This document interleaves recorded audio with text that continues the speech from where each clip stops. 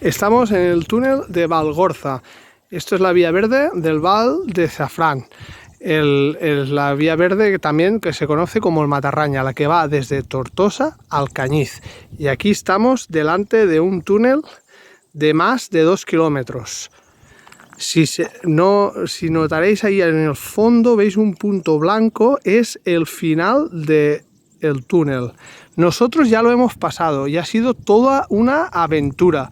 Una aventura que, si como veis, hay unas verjas, están abiertas y cada uno decide bajo su responsabilidad de pasar. ¿Vale? La Vía Verde, el gobierno, quien sea, recomienda no pasar. ¿Vale? Pero no te lo prohíben, ¿vale? Entonces, nosotros con niños lo hemos hecho. Algunos diréis que somos unos inconscientes.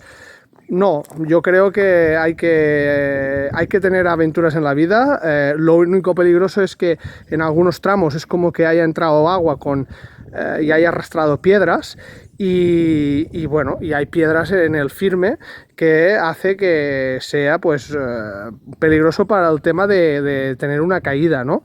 Pero si se va con luz, bien iluminado, con un frontal o luz en la bicicleta, pues se puede atravesar perfectamente. No le veo problema, ¿vale? Yo os lo recomiendo como aventura. Se hace larguísimo porque hay que sortear las piedras, hay que ir con la luz. Aquí no hay luz en el túnel asistida, o sea, es tal cual.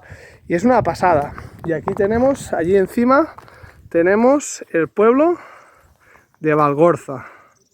Ahí se ve al final. Es una experiencia guapísima. Nosotros continuaremos hacia el Cañiz y regresaremos por el infierno, por este túnel infernal, que ha sido una aventura alucinante. Aquí tenemos un panel explicativo donde nos explica el tema del sol. Se le llama el túnel del sol. Si os fijáis aquí, ¿veis?